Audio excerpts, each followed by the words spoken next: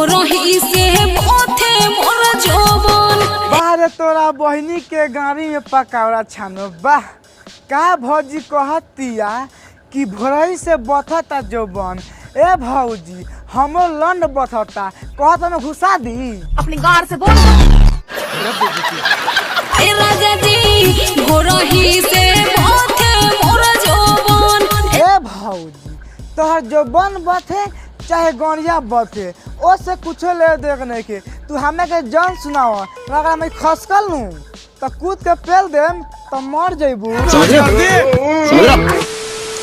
तो का हाल बा भाई आज हम फिर से पेलाई कैले बानी राहुल राजधानी धनंजय धड़कन एंड झाटू सिंगर के। तो यही से कहते हैं भाई लोग वीडियो जल्दी से लास्ट से देखम।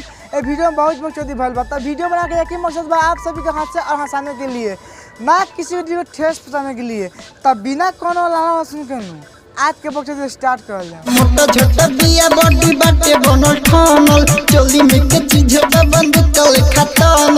अच्छा भौजी के चोली टनल बना ए भैया जी तो तारा गोले में गोली मार दिहन से अपनी गार से बोल। पैसा देला पर छौड़ी होई जाई राजी। पैसा देला पर छौड़ी होई जाई राजी। अच्छा पैसा दिला पर सच में राजी हो जाई ना ए भैया जी। तो हम न भौजी के लेवे खातिर 500 दे हम तू पूछा लांगा उठा के दी। ठोक ठोक ठोपे कमरला पबाजी से बाजी भैया तनी फिर से कहब।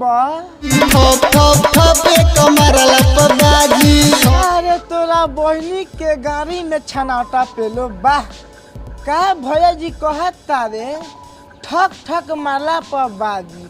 ए सार तो नहीं मारला पर ना बाजी तो का चटला पर बाजी। भाई मजा आया। मेहरबानी भैया तो हर साली के दिलबा अटकल बारे हमर होटलाली पे। सार तो नहीं आ गधा के नाम पर नहीं अटकल तहरा बहिनी के गाड़ी में छनावटा पेलो मतलब ना सुनता नहीं भाई लोग। ए भैया के दिल नु ओठलाली पर अटकल बा। ए सार तो नहीं लाड़ चटबा ए रहा नहीं जाता। बेजान चुम्मा एगो अपना सहाय। ए सार तो नहीं हमारा बड़का बाबू का लंड के चुमा लेबा तो कहा हम अपने खोली।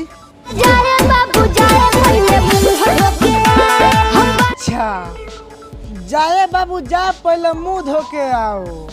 ए भौजी अगर मुंह धो के आए तो चुमा दे देबू तो कहा अभी धो के आओ तनी। समझ रहे हो टपाटप टपाटप। भौजी वाह हम कौना एंगल से तोरा करिया लगतानी। ए भौजी झूठ मत बोला चुमा ना ले सोरे मुंह में पेल दे।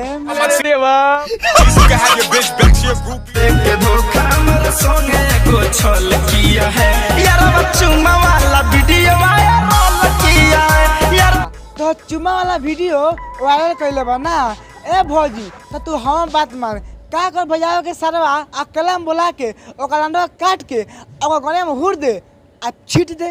समझ रहे हो ठीक है ये लोडा।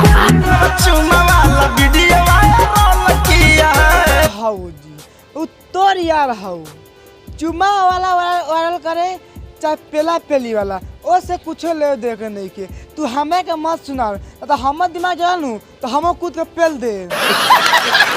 गजब बेइज्जती है। यही नहीं अभी और सुनिए।